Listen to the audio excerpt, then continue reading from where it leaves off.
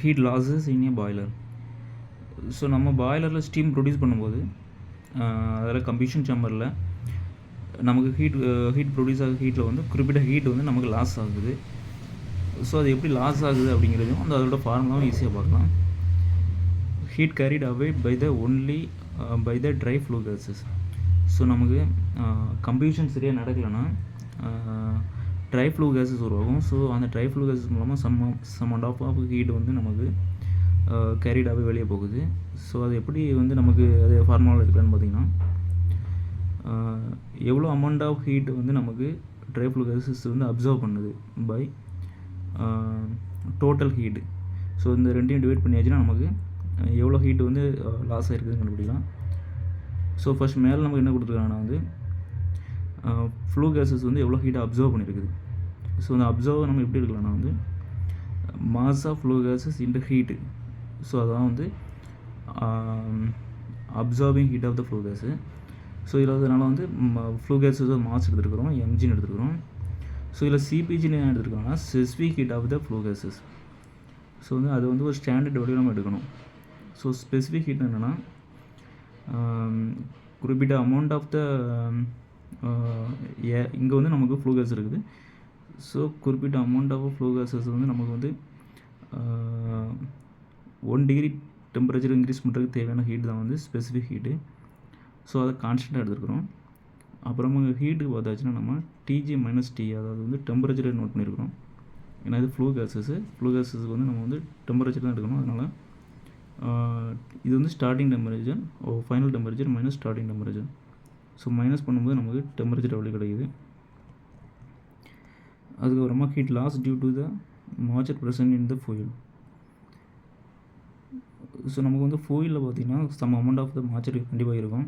So அந்த மாதிரி moisture இருக்கும்போதும் குறிப்பிட்ட அளவு வந்து நமக்கு வந்து ஹீட் வந்து லாஸ் ஆகுது.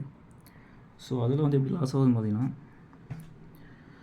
அதே போல் தான் heat absorb by total heat into 100. So இதில் வந்து ஹீட் எப்படி அப்சர்வ் பண்ணுன்னு பார்த்திங்கன்னா moisture of the fuel. So moisture of the fuel பார்த்திங்கன்னா மாஸ் இன்ட்டு எம். ஸோ அதை எடுத்துருக்கிறோம். இங்கே ஃபாயிலில் பார்த்திங்கன்னா ஹீட் வந்து நமக்கு ஹீட்டுக்கு பதிலாக எந்தால்பி எடுத்துருக்குறோம். ஏன்னா இது வந்து அன்பேன் ஃபாயில், அதனால் வந்து எந்தால்பி எடுத்துருக்குறோம். ஸோ இதில் ஃபாயில் வந்து மாய்ச்சர் பார்த்தாச்சுன்னா ஃபஸ்ட் நம்ம ஃபைனல் ஸ்டேஜில் வந்து அது வந்து சூப்பர் ஹீட்டட் ஸ்ட்ரீமாக இருக்கும். இது ஸ்டார்டிங் ஸ்டேஜில் வந்து வாட்டராக இருக்கும். ஸோ வந்து ஃபைனல் ஸ்டேஜ் வந்து சூப்பர் ஹீட்டட் ஸ்ட்ரீம்னால ஹெச்எஸ்யூபி மாய்ச்சருக்கு பதிலாக எம் எடுத்துருக்குச்சு. மைனஸ் ஸ்டார்டிங் ஸ்டேஜ் பார்த்தாச்சுன்னா வாட்டராக இருக்கும். ஸோ அதனால் ஹெச்எஃப் எம் சொல்லி எடுத்துருக்கிறோம். Divided by so calorific value, அதாவது டோட்டல் ஹீட்டு, அந்த பேண்ட் ஃபாயிலோட டோட்டல் ஹீட் எடுத்துருக்கிறோம். ஸோ இந்த ரெண்டுமே டிவைட் பண்ணியாச்சுன்னா நமக்கு மாய்ச்சர்னால எந்த அளவுக்கு வந்து ஹீட் லாஸ் ஆகிருக்குதுன்னு வந்து கண்டுபிடிச்சிடலாம். ஸோ மூணாவது பார்த்தாச்சுன்னா heat losses due to the unburnt fuel. அதாவது கம்பஷனில் வந்து நமக்கு சரியாக கம்பஷன் ஆகாமல் இருந்தாலோ அப்படி இல்லைனா வெதர் வந்து கூலாக இருந்தாவோ, ஸோ மற்ற காரணங்களால் நமக்கு சம் ஃபாயில் வந்து அன்பேண்டாக இருக்கும். ஸோ அந்த மாதிரி இருக்கும்போது ஹீட் லாஸ் ஆகுது. ஸோ அதோட ஃபார்முலா எப்படி இருக்கணும்னு பார்த்தாச்சுன்னா அன்பேண்ட் ஃபாயில் வந்து எந்த அளவுக்கு ஹீட்டை அப்சர்வ் பண்ணியிருக்கு divided by total heat. So எவ்வளோ ஹீட்டை அப்சர்வ் பண்ணியிருக்குன்னா mass into heat. So mass வந்து இங்கே அன்பேண்ட் ஃபாயில், அதனால் எம்யூஎன்னு சொல்லி எடுத்துருக்குறோம். ஸோ ஹீட்டுக்கு பதிலாக வந்து இங்கே calorific value of unburnt fuel எடுத்துருச்சு. இதே ஏராக இருந்துச்சுன்னா final temperature minus starting temperature எடுக்கலாம். இங்கே அன்பேண்ட் ஃபாயில்னால கலோரிஃபிக் வேல்யூ வந்து நம்ம எடுத்தாச்சு இன்ட்டு 100. ஸோ அப்புறமா heat losses due to the excess air. So நம்ம கம்பஷன் சேம்பரில் ஏர் வந்து அதிகமாக கொடுத்தாலும் நமக்கு சம் அமௌண்ட் ஆஃப் லாஸ் ஆகும். ஸோ ஏர் அதிகமாக கொடுக்கும்போது தேவையில்லாத நம்ம carbon dioxide, carbon monoxide, dry கேஸஸும் உருவாகும். ஸோ அதனால ஹீட் லாஸஸ் உருவாகும். ஸோ அதே போல் தான் இந்த எக்ஸஸ் ஏர் மூலமாக எவ்வளோ ஹீட்டை அப்சர்வ் பண்ணியிருக்குது divided by total heat. So எவ்வளோ ஹீட் அப்சர்வ் பண்ணியிருக்கோம் மாஸ் இன்ட்டு ஹீட்டு. இங்கே மாஸ் பார்த்திங்கன்னா மாஸ் இன்ட்டு எக்ஸஸ் ஏரோட mass into specific heat. So air வந்துருக்கனால நமக்கு வந்து ஸ்பெசிஃபிக் ஹீட் ஆஃப் த ஏரையும் நம்ம வந்து இதில் மென்ஷன் பண்ணியிருக்கிறோம். So TG minus TA. டிஜினா ஃபைனல் ஃப்ளூ கேஸஸோட டெம்பரேச்சர், டிஏனா பாய்லர் ரூம் டெம்பரேச்சர். ஸோ இந்த ரெண்டையும் மைனஸ் பண்ணும்போது நமக்கு டெம்பரேச்சர் எவ்வளோ டெம்பரேச்சரில் வந்து அப்சர்வ் ஆகிருக்குதுன்னு நமக்கு கண்டுபிடிச்சிடலாம். So divided by C.V calorific value. So இந்த ரெண்டு டிவைட் பண்ணும்போது நமக்கு heat losses due to the excess air அதுவும் கண்டுபிடிச்சிடலாம்.